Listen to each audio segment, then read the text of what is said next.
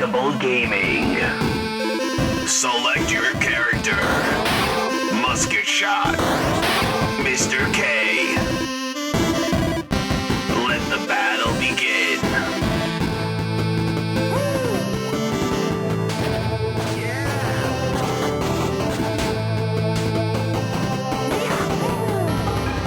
Get ready for a battle unknown. 3, 2, 1.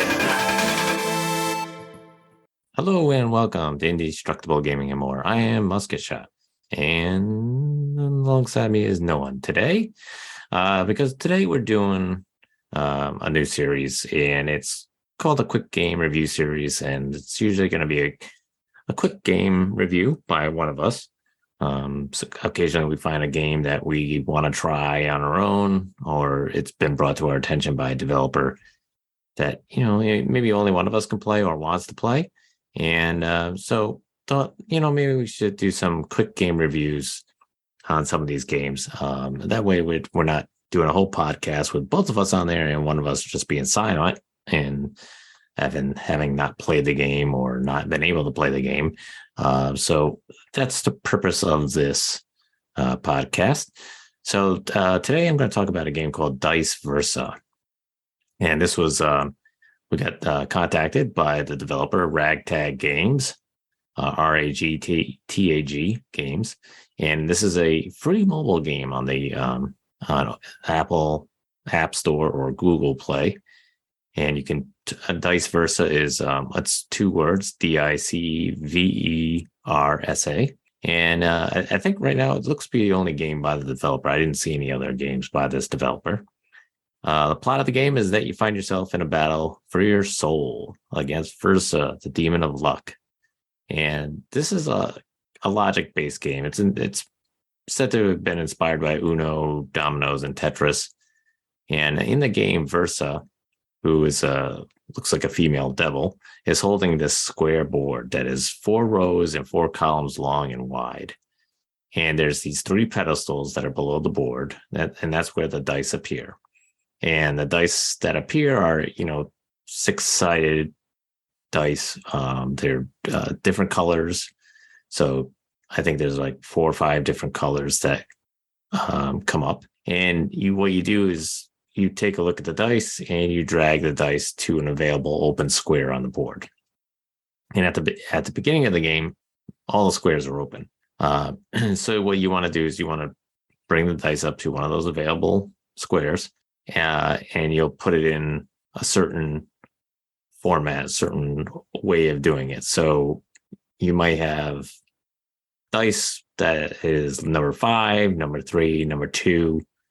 And what you want to do is you want to put like numbers with like numbers, like colors with like colors. And so this is where it gets kind of hard to decide where you want to put the dice. So you once you start putting the dice on the board, what will happen is once there's enough dice on there, if the square is not available, an X will appear in the square, so you won't be able to put dice on that square.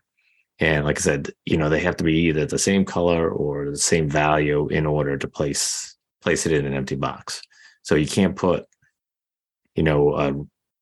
if you have a red 3 dice on the board, you can't put an orange. You might not be able to put an orange 6 right next to it. So it might not even be able to put it in a diagonal square. So it's a little bit more of a challenging thing, but I do like the fact that they put an X in the box, so you're not like constantly just dragging and it not going in or something like that. But if you fill up a row or column with either the matching numbers or colors, the dice in the row and the column will explode, and then you'll earn points, or, sometimes you'll earn double points, depending on what you put in the row and how you did it. And the longer you last in the game, the board starts to grow and additional pedestals appear below the board. So you might get another column and row, and then your pedestals might go from 3 to 4 pedestals or 5 pedestals with dice appearing on each pedestal. And there's a free die that you can place anywhere there is an empty box. So this will appear randomly And this will help you complete any of the rows or columns that you are trying to complete to get you points. So you, and I know when playing this game, it appeared quite often. So it's I think it's a pretty helpful item to have in the game. The game ends when you no longer have any valid moves, and the game will tell you that. It'll pretty much just tell you, but you got no more valid moves, it just ends. And you can take a look at your total points, see how you matched up on the leaderboard, to see how you did against other people around the world playing this game. I can tell you that I did pretty terrible. I think the highest score was like 92, something like that. So it is difficult to get the points, but I did look at the leaderboard, and some of the leaderboard points were crazy high.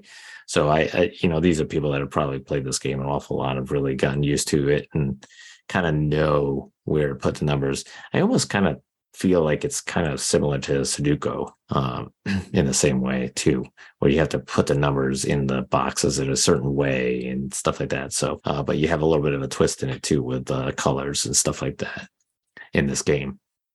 So there's a lot of logic involved in this game. So you have to look at the dice you've been given on the pedestals, just see where the best place is to put the dice. And you don't want to put dice in one location because you may end up blocking yourself for future moves, which there's a couple times where that happened to me, where I moved the dice and it went into the wrong box by the way I moved it or something like that. And you can't unmove it. So once the dice is in the box, that's it. It's there. You can't undo a move. So you have to kind of deal with that. But it's a quick, challenging game to play. It's, you'll definitely do a lot of thinking about this, like your moves and where you want to put it, and then maybe like where you're going to put the next dice that are down below, and how you're going to play those. If you get lucky with the same color, then you get yourself some quick points, which is good. If you're all different colors, it just makes it a little bit tougher to play it, because you want to, you only have so many rows and so many columns, and there's probably only so many spots you can put them in. So definitely will make you think on every move. But if you like dice games, I think you'll enjoy playing this. And if you like logic type games, I think you'll have a lot of fun with it. Like I said, it kind of reminds me of Sudoku or something like that. But I would give it a thumbs up. And I want to thank Ragtag Games for contacting us, letting us know about the game, and enjoyed playing it. And I played it on my iPhone, played well. You will have to deal with commercials or ads after you're done playing a game. It will go to an ad, but it's one of those things. If it's going to be a free game, it is what it is, and that's part of dealing with it. So not a big deal. But anyways, thanks Ragtag Games for mentioning this and bringing it to our attention. And that's it for this episode.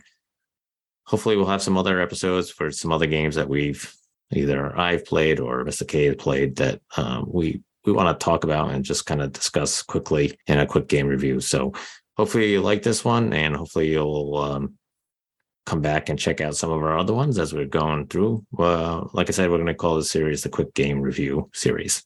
All right. That's all I have. Thanks, everyone. Talk to you soon. Bye. Game over. Hey guys, how's it going? I hope you enjoyed the episode. We're on Facebook and Twitter, and if you go on our website with the same name, you can also find us on all the other kinds of stuff you can listen to us to. Anyways, hope you have a wonderful day, folks. Stay indestructible, and peace.